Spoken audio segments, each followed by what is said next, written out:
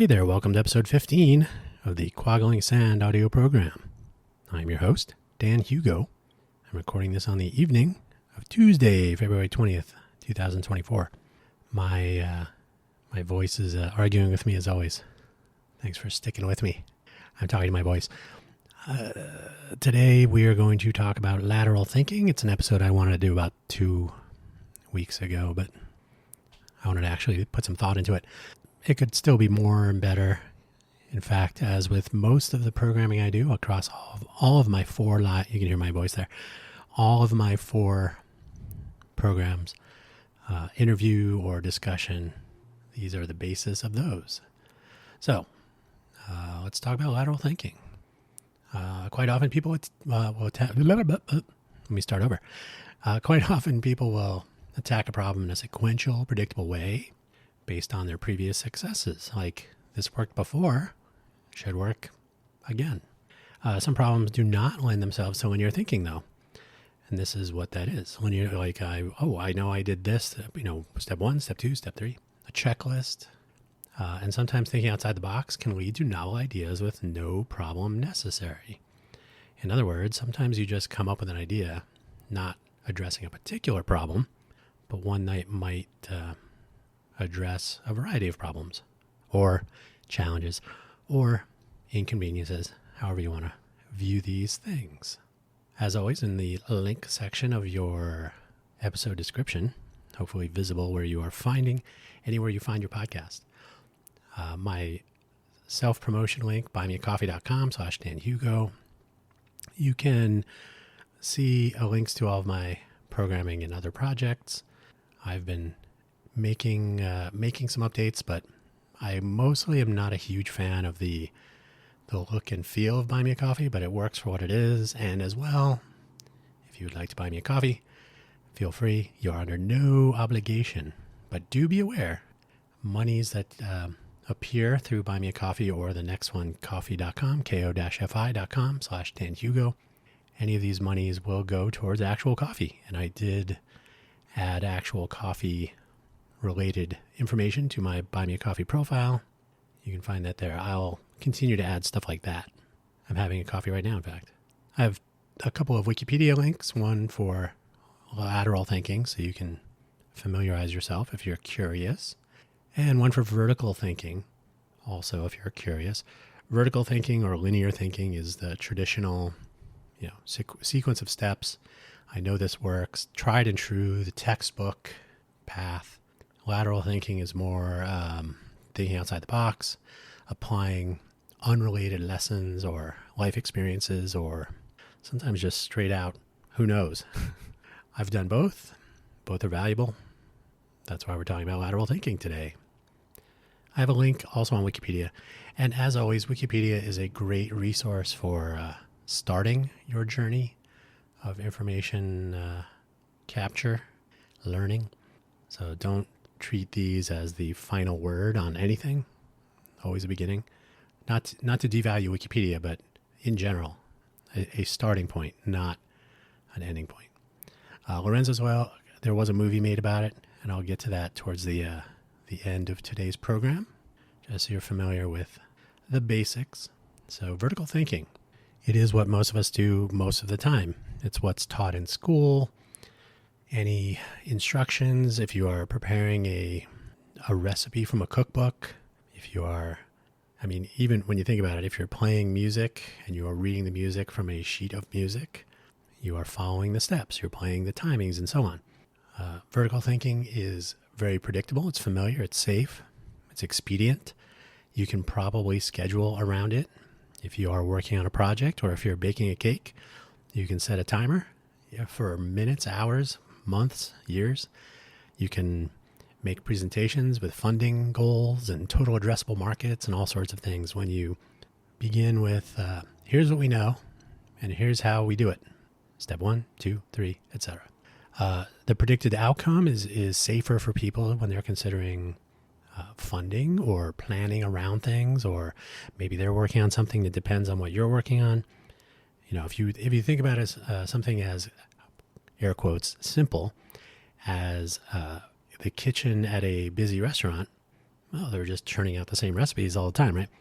Oh, but it's the combination of recipes. They're predictably prepared. Their preparation time, the cook time, the whole time, all that well known and understood by the kitchen staff. The people waiting on the one or more orders, they have to be combined so that they are prepared in such a way that they finish at about the same time, that they can be brought out to them by the front of house staff in a predictable way, right? That's why people go to restaurants. That's why chefs and sous chefs and line cooks and all the other people involved in that process are sought after as being craftspeople, not artisans so much. They can do the repetitive, predictable, safe work that yields satisfied, happy customers, and that's true of most things. If you're hired to work at McDonald's, they don't really want you to come up with new hamburger ideas. They want you to stay on the menu. I've worked at McDonald's, so I know that. The vertical thinker is by no means to be denigrated. Vertical thinking is great. Whenever you've seen a drama, probably involving airline pilots flying a plane that runs into a problem, the first thing they will do, the rules are aviate, navigate, communicate. First thing when you get to aviating, that first step, you bust out the checklist, because anything that's in that checklist has already been tried. There's already a collection of steps to execute in order, things to check. That's vertical thinking. Ironically, often at a high vertical height, hopefully. So vertical thinking is great. It's, like I said, predictable outcomes for predicted inputs, right? The scenario is understood, or at least can be understood. Vertical thinking, great. But what about lateral thinking? What if the usual way is not appropriate? Can we take some relevant background? Maybe you've done something similar. Maybe you've seen, heard, read something that you might find comes in handy, might be applicable. Like, we don't have the whatever component that's in the checklist. Well, what if we take this radical step and do something else? Sometimes you have a scenario that was not accounted for. Anytime you're trying to do something new or novel, every time you're trying to innovate, invent something, you are more likely to come upon either a set of inputs in your scenario or a desired outcome that cannot be achieved according to what we already know. That's when lateral thinking is handy. And there are other circumstances where lateral thinking is handy. I mean, it's hard to describe them. That's inherent in the notion. You don't always know what you're getting yourself into when you will benefit from having lateral thinking skills. Lateral thinking tends to be goal-oriented. We're looking for a particular outcome. We're not entirely sure how we're going to get there, right? No checklist, or some checklist.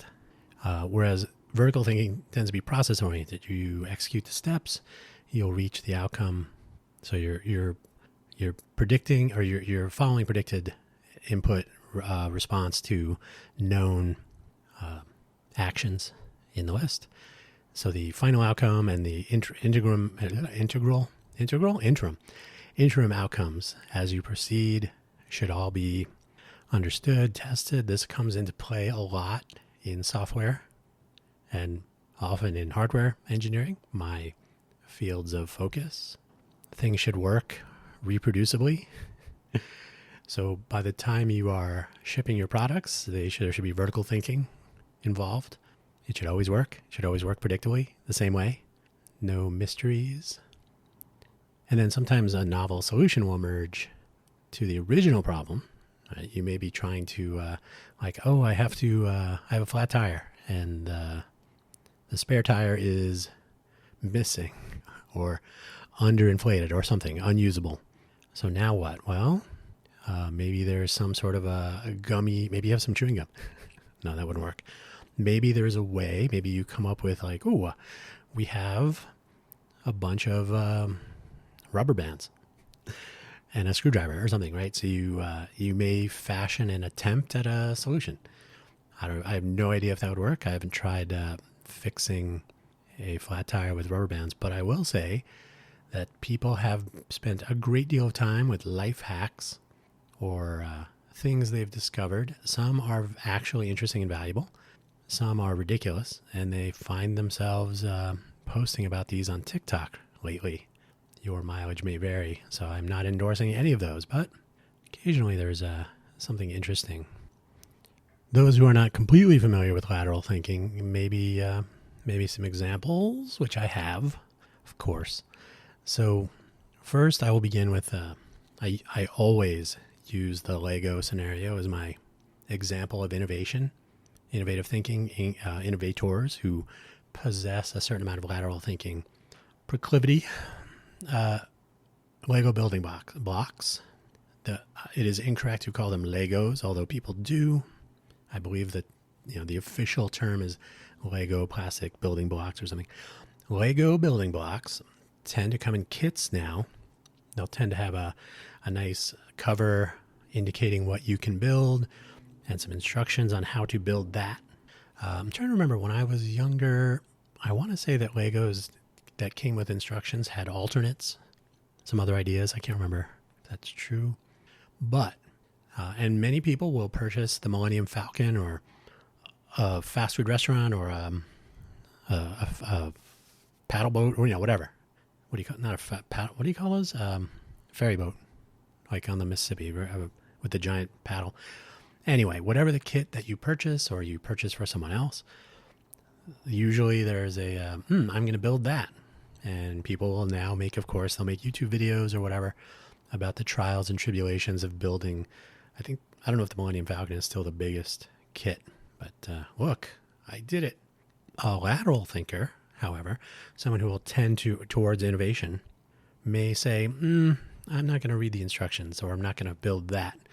I wanted to get the parts because I have some other ideas, or I want to build my own version of this, or maybe I'll start with a base project, but I'll deviate. Maybe I have some other kits that I'll mix and match and blend together. I've seen some people have like entire rooms of their home with drawers with different parts of different colors and shapes and sizes and special parts and all that. That's a lot. But at the end of the day, those are people who use the Lego blocks or components to implement their own ideas, right? They may build a kit. There's nothing wrong with building the kit, but there may be a tendency as well to say, what else can I do? I don't know, they're still available.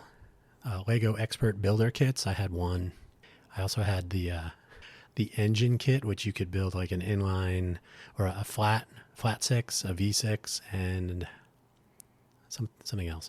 But so it had gears and different rods that were Lego-ish, and little connectors and joints and all kinds of parts that you could make random things with. Eventually, Lego had the Mindstorm kits, which had a little embedded microcontroller and buttons and batteries and motors, so you could actually build, robots and mechanized things. And there again, you had kits that were intended, they had the parts and the instructions. You could pretty much build whatever you wanted. You combine the parts, they're all cross-compatible. Lovely. It's a great platform.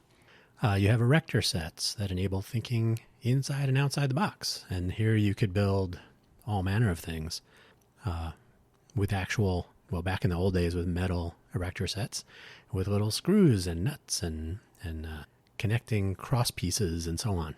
So if you introduce these things to young people and they grasp the potential, you might find a creative mind is reaching the, that did work, or possibly even, that didn't work, but I understand why.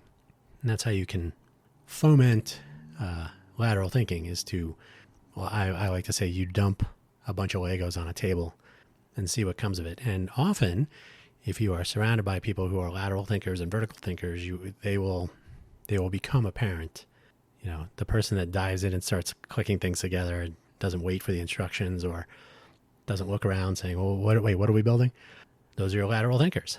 The vertical thinkers are Anthony Bourdain has a good one. He said, if you want something built to spec, I'm not quoting him, but it's what he's saying.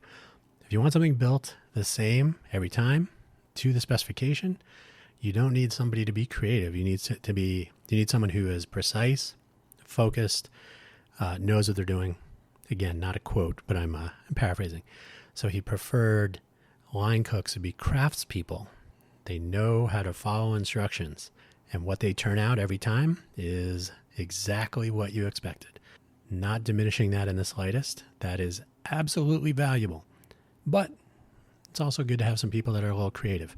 So he says you don't need artisanal chefs. I think you don't need artists, you need craftspeople. So you need both. But in his kitchen, he preferred people who could knock out his recipes, which makes sense. So being able to enable and encourage lateral thinking in people who lean that way, if you will, I think is important from day zero. Make sure that there is a certain amount of flexibility in the way problems are analyzed, the way previous experiences are sort of even, if it's mental or internally, an internal dialogue perhaps, or if there's a whiteboard, a dry erase board involved, being able to express potential ideas in a brainstorming session, as they say, being able to take those Legos and stick them together in ways that nobody else was thinking. Like, oh, I would not have put that part on that part and put them in that place on this project, that kind of thing. So I think as a visualization tool, certainly for this discussion, the Lego scheme, I think works pretty well. Jazz music, Iron Chef or Chopped, if you're into cooking shows, anything where people are given a challenge of some sort and some pieces and parts. They may say, oh, I have used half of these parts in a different thing, so I know I have a starting point that's not like anybody else's. So how about and I was a big Lego person. Lincoln Logs, Tinker Toys, Lego. Never had an erector set. I think they discontinued them or difficult to come by. I think the small parts might have been a challenge when I was in that age, like 3 to 6 years old. And then when we moved to Arizona, the landscape changed. We no longer had the basement of chaos as we did in New Jersey. So let's skip ahead a few years when I was in high school, and I managed to save up for my 1200 baud Mitsuba modem. Of course, we had all seen War Games at the time. So I had my Apple IIe, which I never had the cover on because it always used to overheat in the Phoenix the desert climate of Phoenix, Arizona. So my Apple IIe with the Checkmate Technologies 1 megabyte memory video card in the expansion slot. Remember, this was the 2E.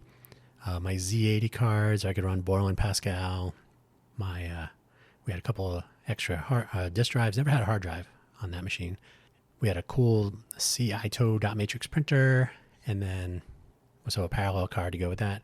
So my Apple IIe had a couple of slots filled in, and a couple of I used to use the game controller, brought out to a breadboard for a couple things here and there.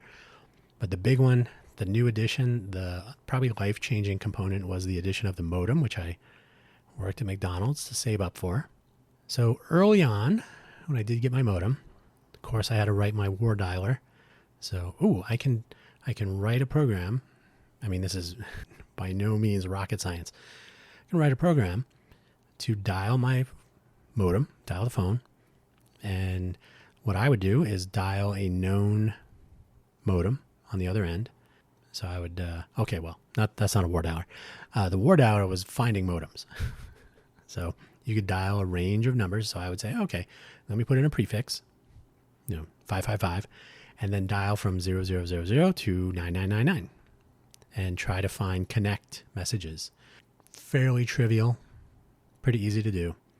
If you can tie up a phone line for like 10,000 minutes, no problem. We actually had a second phone line in our house. My parents were very patient because nobody wanted to hear modem tones, the dulcet sounds of quadrature amplitude modulation, or quadrature phase shift keying, whichever standard you were using. So my war dialer was sort of in the toolbox. And then I was speaking to a friend of mine one time. He had a digital pager. He received a page, dialed the phone number, He said, that was a wrong number. Or, and I said, do you dial any number that shows up on your pager? And he's like, yeah, could be important. Well, I said to myself, wouldn't it be funny if we could automate crank calling? I'll let you pause. So automating crank calling, I actually wrote this story out on Quora, I think it was. If I can find the link, I'll put it in the link in the show notes. So I took my war dialer. So enter a prefix and then a range of suffix numbers. So I said, okay, well, PageNet in the Phoenix area does the pagers. They're all in one prefix. So if you dialed from 0000 to 9999, you'd be ringing up pagers all day. So I picked a range, and it did not include my friend's number for his pager. I picked a range, and I put one phone number on 1,000 digital pagers with my war dialer. So I later would call this a human denial of service attack for crank calling. Denial of service, distributed denial of service attack. So rather than having computers calling you and harassing you all day, it was a real person who, as I had learned, would tend to dial the number they saw on their pager because could be important. So they would dial. This to me was a form of lateral thinking, even though I was only in high school. I was able to use what I had learned myself with making my war dialer, with knowing something about how computers work, just in general, like writing some code to do something. And then taking what I learned from my friend and his digital pager and a desire to crank call at scale. But I would also use these tools for finding sprint codes to make free long distance and payphone calls. For some of you, a payphone may be a completely foreign notion, but it was a thing that you could put money into to make calls on the street. You could Telnet, or there were other services, but you could dial into a Telenet access point and connect to other computers on the pre-internet network as it was. I made a freak phone so I could dial from phone boxes, do other chicanery. And essentially, before people had technology in their pockets all the time, there were some of we nerdy types that were learning how floppy disks worked and how just programming worked in general, how hardware worked, how, the Apple IIe was a great tool at the time. I was too young to jump in on the Altair and the other, the really early hobbyist computer stuff. But a 2E was valid for some hackery. I was known to, I had Locksmith and I can't remember the other one, for floppy drive hackery. So you could modify nibbles on disk and so on. I actually fixed somebody's floppy that they had all their work on so they could get their documents back, text files at the time. So yeah, being able to move horizontally rather than vertically was convenient. And its skills, the basis of skills that I use today. Later, when I went into college, we had our clinic program. A clinic program is an independent program of study of sorts for groups. So a group of students would join a clinic project from a external company. The company would pay the school, and we were paying the school too. That's quite a racket. But the program was designed around learning through problem solving, collaborative ideation and innovation, and not using textbooks. Although certainly you'd use what you learned in textbooks. A lot of the problems were novel approaches to solving, coming up with a solution, right? Solving the problem or challenge at hand. That's the whole notion of the clinic program. That's what they were paying for. So if you yielded a completely novel solution, sometimes there would be a patent. I know several people who were named in patents that they developed while in college, paid for by the client company, if you will. So these were basically small consultancies of very inexperienced but very smart consultancy of students. The professor, in fact, did not participate in anything other than an advisory role, the adult in the room, but otherwise it was all student run. So first of all, we were at Harvey Mudd College. So if you're familiar with the MITs and the Caltechs and the Georgia Techs and the all over the place, we have plenty across the country. They're the colleges that you should go to. Don't believe your friends that say you don't need to go. You do. If you are leaning that way, you should go. But so Harvey Mudd, somewhere in there, very small class sizes. My graduating class was 118, but you could almost guarantee that people around you were similarly versed in the ways of lateral thinking. So your clinic team was often coming up with random ideas. I know my senior year, the project was not particularly interesting to me, so I did less work than 2 of the 4 people on the team. 2 people really kind of drove the whole thing. When I was a junior, that project, all 4 of us did a ton of work. It was a digital electronic. It was a new bus board for a Mac to demonstrate some DSP stuff. That project was much more interesting to me, so I spent more time on it. Either way, you were surrounded by lateral thinkers who were also vertical thinkers. So both, best of both worlds, I guess. And we came up with a product in my junior year that yielded at least 1 job for one of the team members. He went on to continue working on it. During my senior year, the project that we were working on, again, not so interesting to me, yet those experiences were invaluable. So being able to be a part of a lateral thinking exercise with practical application was a critical component of my personal education. And this is why when I hear people who are anti-college, well, first of all, I always say, that's what my doctor always says, which is not really that funny, but there's high value in pulling together motivated individuals who want to be, they're not required to be in the class as they are in high school or public education. They want to be there. And if they gravitate to an institution that favors or elevates or encourages lateral thinking, innovation, etc., as Harvey Mudd did, and many other schools of that ilk, you're going to be surrounded by people who will make you a better, more effective lateral thinker. That, I believe, happened for me. Hopefully it happened for my colleagues. So the clinic program was invaluable. Side note, I did try to get a clinic program implemented at UNLV. That is another topic for another time. It makes me laugh, but also cry. My time in Silicon Valley, I was surrounded always by a mix of truly innovative thinkers, truly entrepreneurial thinkers, people who would, startups were everywhere, people building startups, people gathering teams of innovative thinkers, etc. So the ability to think laterally was, well, I guess they did value it in incentive stock options and perks, and occasionally a reasonable salary. Not like today. Today people just want 6-figure, sometimes 7-figure salaries. Back then it was a little bit more about building, not taking. That's a little editorial. One of my favorite companies to work for, the UMax Computer Corporation, was making Macintosh clones. One of 2 companies in the US. The other one was Power Computing. One of the devices that UMax was known for was the little PowerPC upgrade card. It would fit in a ZIF, I think it was a ZIF 5 socket, a Pentium 0 insertion 4 socket. Had a little board, a little daughter card, I guess they said, something like that. Yeah, daughter card that would plug into the ZIF socket, but it had a PowerPC and support electronics. So this was one of the few, there were only 2 other companies. There was a company in Asia, and there were various other upgrade card schemes because Apple did have an upgrade card path for some of their later machines, for the PowerPC machines.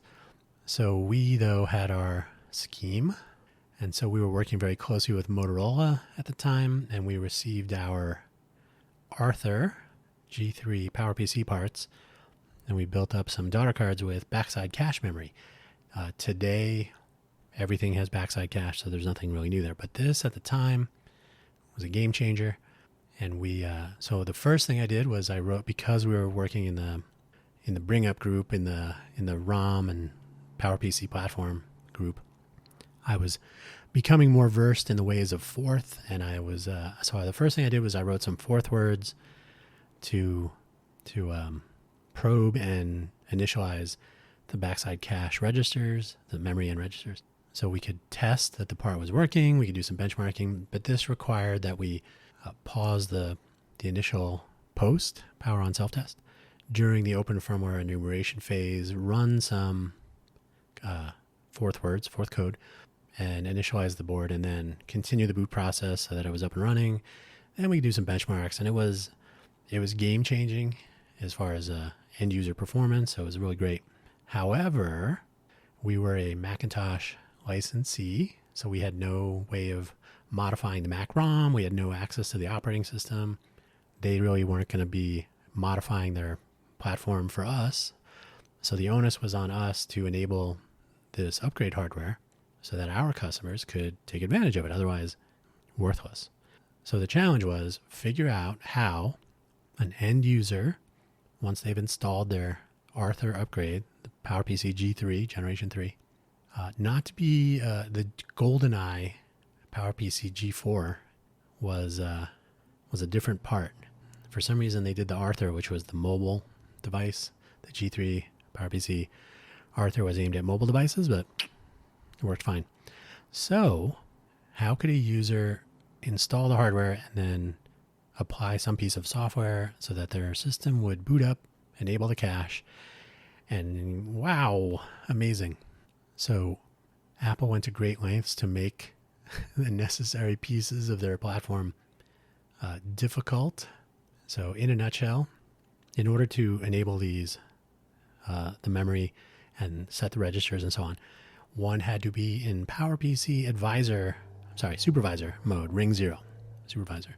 So you have to enter ring 0 supervisor mode, which is usually reserved for your operating system, your Linux kernel, etc. There was an added layer of complexity because you were running in the emulator when you booted up. So you could boot up with your 68K Macintosh software. You could have native software as well, but you were running as a normal user, not supervisor.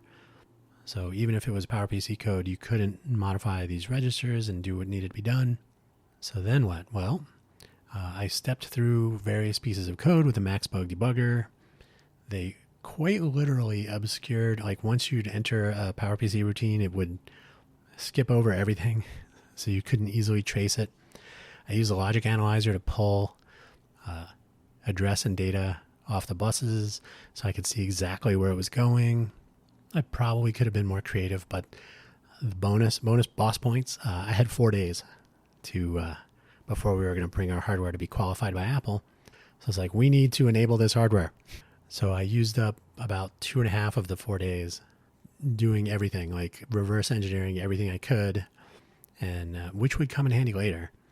But so I figured out, basically, I had actually interviewed with Gary Davidian, who was the sort of single-handed first wave of 68K emulator software that was on the initial Power Macs. He came up with all that.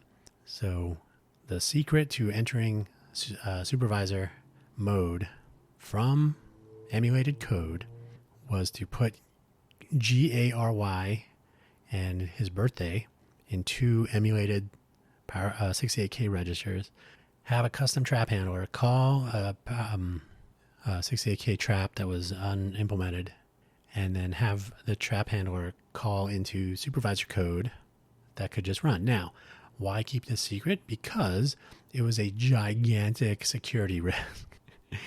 Essentially, anyone could drop into supervisor mode on the processor. So there's no reason, for legitimate reason, to have someone be able to do this. So it was a complete hack, a gaping security hole. But the fact was, I was able to write an init, a system init.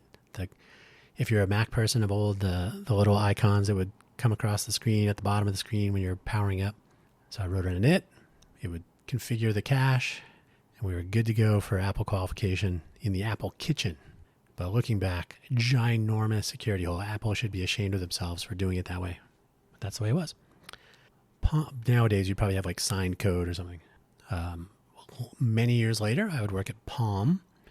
I was working on the Palm Pre, if you remember that device. A very cool little device. Had a couple of issues, but mostly cool ideas. If you have seen the latest in user interface with the cards and the material design and stuff, that all started at Palm with Matias Duarte. He has since gone on to work at Alphabet somewhere in the Android group or something, working on user interface. So back in those early days, when Matias just had a normal cube like everyone else, we were working on the Pre, And my job, technically, now I'll get to this later, but my job technically at Palm was in QA, quality assurance. I have been in the QA departments of several companies. I rarely just do QA. So it's an interesting place to, well, let's be honest, it's an interesting place to do some lateral thinking. Why? Because when you are doing software or hardware products and projects, you are usually, if you're in a development group, you are focusing on one particular area. Maybe you're doing the screen and the graphic user interface and graphics drawings routines. Maybe you're working on the radios, so the Wi-Fi, cellular. Maybe you're working on battery technology. Maybe you're working on audio, media, right? If you're in QA, you, somewhere in the flowchart, which nobody really values enough, you are seeing how these things are all functioning together. And so you come to understand how they are not functioning together. So my particular focus was on power consumption, power management, and build over build, data collection. The process was sort of sloppy. There was actually someone who joined the company after I did who took a much more analytical approach using confidence intervals on power management measurements. It's pretty good. But I became very familiar with the entire boot process, what a stable static runtime power consumption curve would look like, how to use what we call the fake battery, which is exactly what it sounds like. So you could actually measure power consumption in circuit rather than relying on a battery. It's the physical battery. So all those tools, super familiar with the boot up process, the post process, the flashing, all the components. We were seated in engineering. That was good thinking. So had full access to everyone. So the first challenge, someone said, hey, can you write a tool that will just send email to a phone all day? That was easy. So I wrote this tool. Anybody could run it on the machine, pick a destination, and it'll just start sending email. You could send it super fast, or you could send it just through the day. So what they were finding was that the devices were starting to fail for some reason. Nobody knew why. Nobody knew how they were failing. They just would stop working, like badly. So, okay. Then they said, now we're starting to see devices are failing. We're not sure why. So we kind of pulled together a little tiger team. It was myself. So none of this was just me by myself. So state that up front. So it was me, somebody in the program management group for the project, somebody who was doing file system, since this seemed to be a file system problem, Nate, I think it was Nate something. And then I had access to the kernel folks, so we could talk about boot process and all that. And we had a guy named Kenneth, who was paying particular attention to the OS side of file system. And then there was another woman named Manisha, I think, who was tracking it from the initial problem finder group or something, right? So she had basically found the problem initially and was tracking, like, where are we, what's going on with it. So all these people in different particular roles were like, okay, we got to figure out what's going on, root cause, solution. So at the time, Palm had, from its legacy of the Windows CE based devices and the handspring history and so on, they had a Sun OS, a Spark processor machine, Sun OS, that could test one device, and it would put a giant test image, and it would run through a whole bunch of tests. So you could do like exhaustive tests, you could test total battery life and all that. But it was a custom image, so it wasn't factory software, and you could only test one device. We had a limited supply of devices, but we had more than one. And I'm like, okay, well, this is not going to work. So I went to our resident USB QA person who had been testing USB hubs and cables and devices and printers and all the way you could connect to the device. I said, I need to know, I'm going to go to the store. I'm going to buy USB hubs. I need to know what the best hubs are that we can not worry about, that they'll work. So we identified, I think it was Cyber Power or something, 4-port hubs. Great. Went to Fry's Electronics. I think they had like 5 of them left, so I bought them all. get back to work. Then I went through our building. Luckily, we were all in one building. And I said, do you have any extra devices? Okay. I want to say 22 phones. Each and every one of these phones had I'm going to get this back, right? That was mostly not true.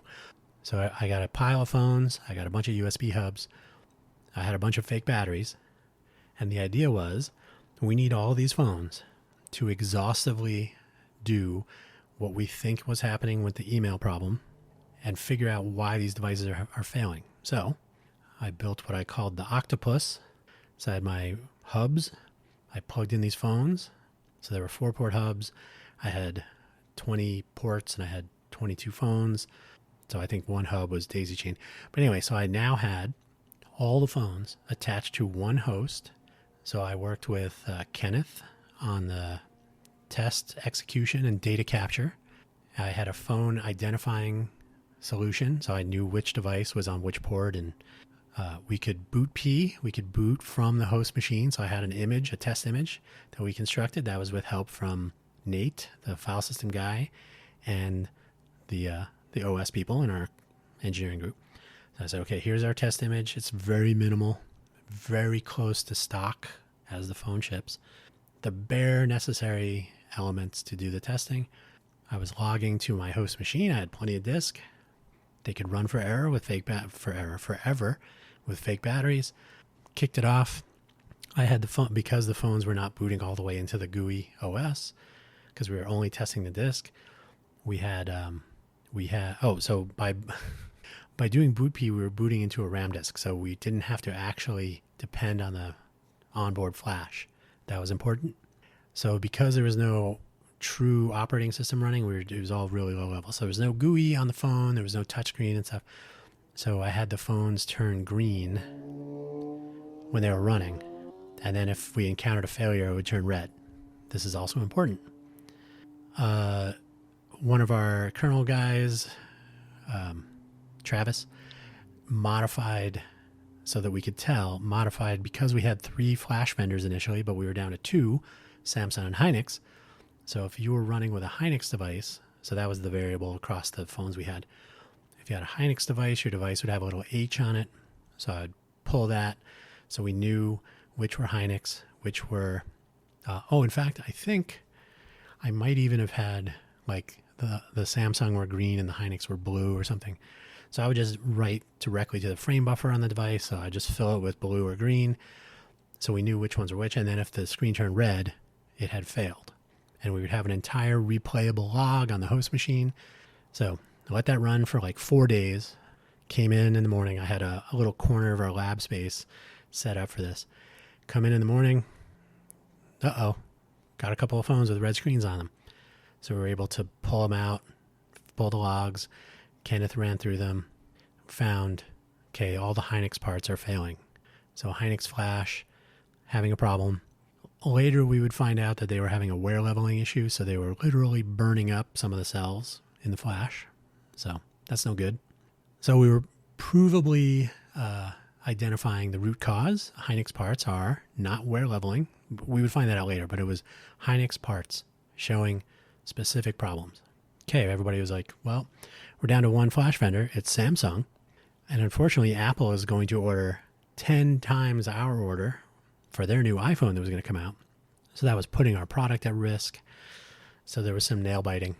There was some concern. So I said, hey, I'm just going to let the thing run. We'll just make sure everything works as expected. Probably 1 or 2 more Hynix parts failed. So essentially all the Hynix phones died eventually. So it depended on how much they were used and how often the wear leveling was failing in a particular part of the flash part based on usage and all that. So all the Hynix parts failed eventually. So I remember it was probably the second week. I said, I'm just going to let these run. Okay. So I come in the morning, I walk over, I see a red screen, and I walk and I'm like, that's not good. This is a Samsung device. So I open the door to the lab, and our VP of engineering, who now works at Google, I think he left Google, was walking, literally, I almost ran into him when I opened the door to walk out. So the door opened in for me, so I didn't almost hit him with the door. I'm holding the phone with the red screen. I could still remember the look on his face. I go, Chris. And he looks down at the phone. He looks at me. And I said, this is Samsung. And he just, like, his jaw dropped. He's like, show me this. And so we went in and we were looking. That unfurled a panicked set of meetings with all the product design team across in the different buildings. And I had to show, here's my methods, and here's how we were testing, and here's the devices we had, and here's what we found. And the Kenneth and Travis got on a plane like the next day to go to Samsung, and they were in Samsung, and we were trying out. But so I had this whole test rig set up to test bulk and capture data. So we were doing that for days. I liken it to the Apollo 13 scene where Kevin Spacey's in the lander on the ground to try to check the power-up sequence. So I'm going through all the stuff that they're finding on all of our devices that we have left so we could run through these tests. We came up, thanks to Samsung and Kenneth and Travis working together, we came up with some solutions. We tried them all, more meetings. So we were able to avert disaster shipping devices that would have failed either immediately or soon after by thinking outside the box, by not doing let's just test one. No, let's test them all. So that's one of those things that I talk about frequently because I think it was definitely a good learning experience for me. Later, when we shipped the phones, all Samsung, Chris, the VP, calls me in. I think he called Travis in too. He said, okay, we're shipping the phones on a pallet upside down. They're dead. A couple of them are dead when they get to the destination. So we're shipping them from China to America. They're dying somewhere. So it's a small number of parts on the pallet. They're on the pallet upside down. Power button is on top. So he needed us to prove that they were powering on during flight and how they were doing it. So the theory was they were bouncing. So we needed to figure out exactly what was happening. So another root cause problem. This one's a little bit easier because I was ridiculously familiar at this point with the entire boot process, from the time you power the phone on to whenever, right? All the logging that was taking place and so on. But also because we would later learn exactly what the manufacturing steps were, and because I learned all kinds of manufacturing steps from my time at Jawbone, and because all of my colleagues, this would come later, I'm getting it out of order. The Jawbone people were Palm people. But as I had learned up to that point, and I would learn in spades soon after, manufacturing has these reproducible steps. Once you know exactly what's happening at which step, you can work backwards. You can figure out where is there a state change? Where is something material happening? So we eventually learned that there was a memory flashing step with a bench battery or bench power supply. It could have been a fake battery. Then they would take the battery. I think it was actually a real battery. They would take the battery out and they would put in. Now, this is probably one of the other problems. The battery that they would put in did not have contact cover, like the little pull here, the little plastic tab that sometimes is on a device when it has battery. So they'd put the battery in, put the back on. It was a user serviceable battery. Put it in the package, put it on the pallet, off to the races. So we were able to show exactly when the device was powering on, how long it lasted, and so on. So we got it down to, based on we correlated the production assembly line steps and the timestamps because they track each device. So you could say this device was on the bench at this time. It moved to the step where they switched the battery out at this time, and it powered on at this time. So then we looked at the entire flow from bench to loading dock onto the pallet, and we were able to determine that it was essentially not when they loaded the pallet, but when they moved the pallet to the loading dock to get onto the truck or other vehicle to go to the airport. So we got it down to how many minutes after the device was powered off to when it was powered back on. Luckily, when the device was powered on, it would get the time. So it would boot up, it would make a cell connection, and it would get the current time and start logging.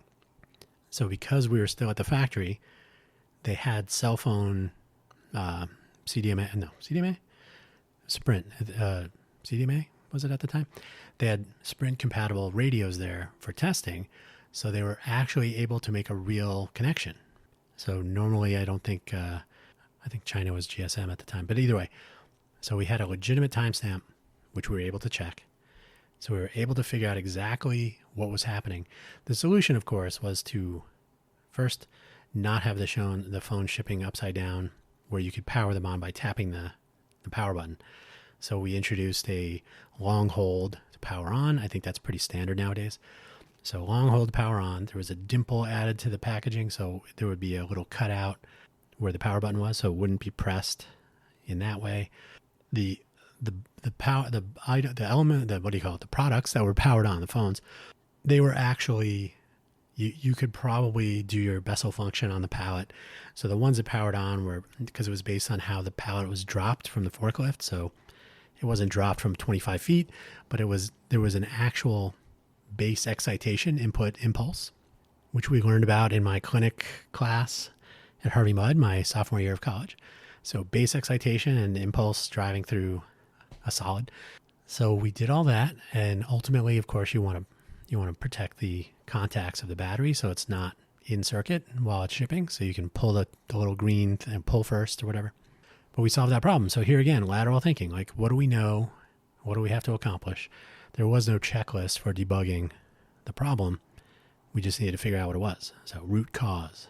Okay, don't worry. We're getting to the end. I think medical stuff is probably one of the most mysterious yet, life-changing, especially, if it's you. If it's you or somebody you care about. So we have this medical system in the U.S. It's very something. It's good and bad. It's, everybody has a horror story, but also everybody has some success or, positive outcome. So it's a mixture of both, but we also have a lot of bureaucracy, insurance companies and Medicare and Medicaid and malpractice insurance makes doctors, probably rightfully so, very cautious. And so there is a risk assessment that we must all face when there's an unusual circumstance. This has happened for someone in my family that had a situation that they deemed inoperable. So I made a reference to the Lorenzo's oil scenario. You can read the Wikipedia page. You can also read about or watch the movie that was about it. Essentially, for this case, you had because this is well documented, let's talk about this. The disease that their son Lorenzo had revolved around the fats, the lipids that were in the sheath that surrounds neural fibers. And so they found, even though his condition was fatal, it was terminal, they decided to not believe that. So they thought outside the box. They said, okay, well, here's what we do know, but here's the problem. Let's figure out if there's another way to get to a solution. So eventually they came up with the Lorenzo's oil outcome. So I'll let you read the story. But sometimes it's not the Hippocratic Oath or insurance money or program approvals for procedures. Oh, that's experimental. No, we can't do it. These things don't mean much to someone who's trying to save a life of their family member or someone that they care about more than the hospital administration does or the insurance program does. So this is an opportunity for lateral thinking to have real life-altering results. And even if there was no positive outcome, and I'll let you read about how Lorenzo himself fared, but the outcome may have a long-lasting impact, and you only reach that outcome by ignoring, eschewing the vertical thinking approach and saying, okay, I got your checklist, but we're going that way. And lateral thinking is where you come up with long-lasting solutions that maybe required a little bit of extra risk or a little bit of extra effort that was not in the risk envelope. It wasn't being compensated. It wasn't covered by whatever program. There was a concern about a malpractice liability and so on. And we, in my family, we had a similar, not really similar, but a seemed similar at the time. A scenario where doctors, surgeons, etc., had said, "Well, nothing we can do," and there was nothing they could do because of the risk envelope and the rules, the rule book, right?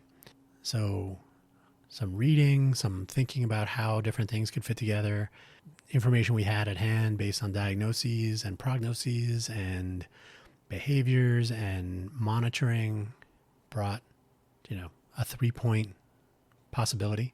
And that was in 2020. That was in fact, February of 2020 was when the first bullet item was executed in that list, much to the chagrin of the surgeons involved. No, we should. Okay, well, okay, I guess we'll try it.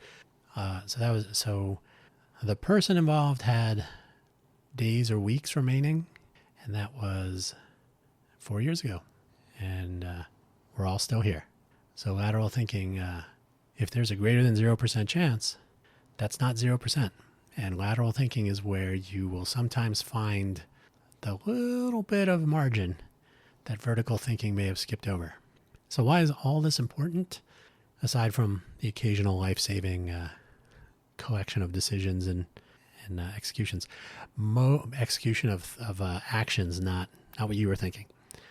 Most job descriptions, most hiring processes are about filling an empty seat. I always say they're looking for exactly the person who has left, right? So a job description will also be fairly specific, maybe overly specific, because the hiring manager, if you will, said, okay, well, this is what the person was doing.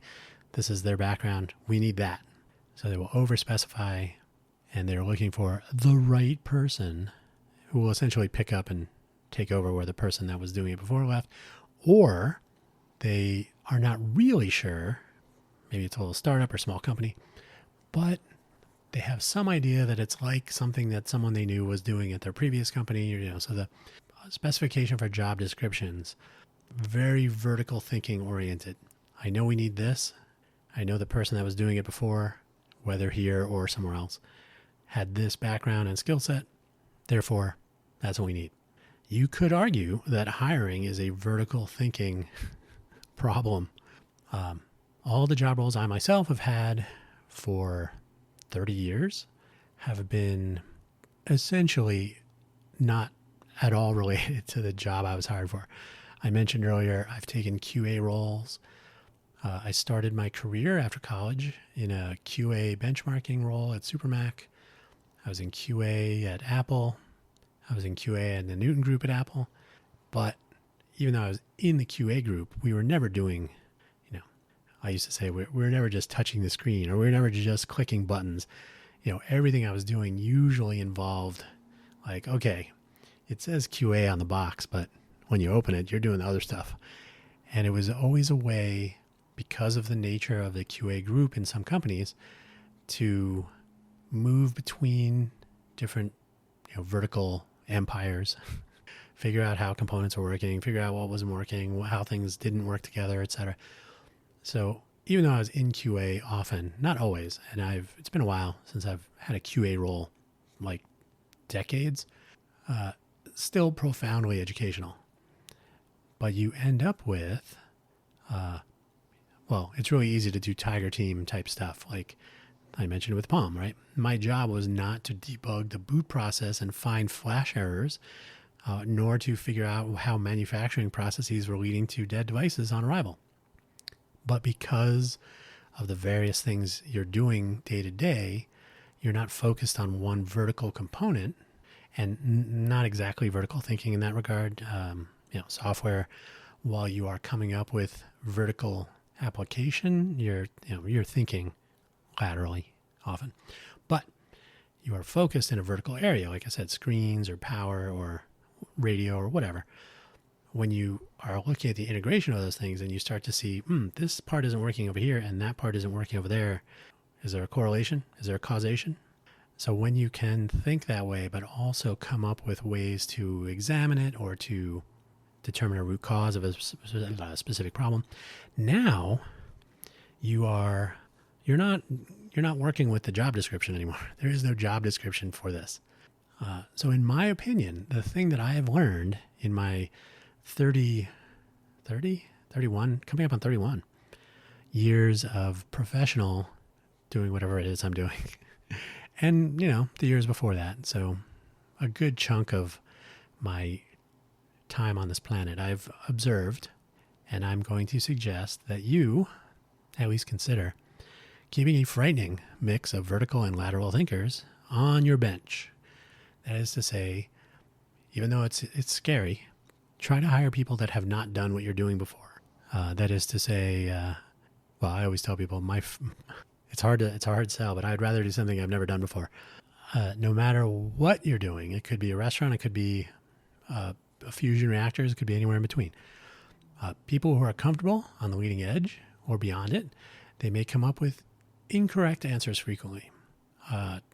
There's the Edison quote. If you, what is it? Oh, he found 10,000 ways not to make a light bulb, I think it was. So failure is fine if you are able to learn from it. So if you're used to lateral thinking, you will know that not everything works. But if you can you can iterate and apply what you've learned, you may find that the original job description that you were thinking you should write, have you done these 25 things and you have 20 years of experience doing something that's been around for 10 years? And so these are all common inside jokes. Your job description really, if you're doing something interesting, could literally just say, we are not sure what will happen, nor who we should, let me start over. We are not sure what will happen, nor who we will need when it happens. And I'm not kidding. That has been the case to some degree, with every role I've ever had with any companies, including my own. So you can call it pivoting. You can call it flexible thinking. At the end of the day, if you are only doing what's in the job description, you're probably doing it wrong. And if you've hired people to only do what's in the job description, you are missing out, and so are they. And that is where I will end today's episode. My voice, as you can tell, is on to the next thing already.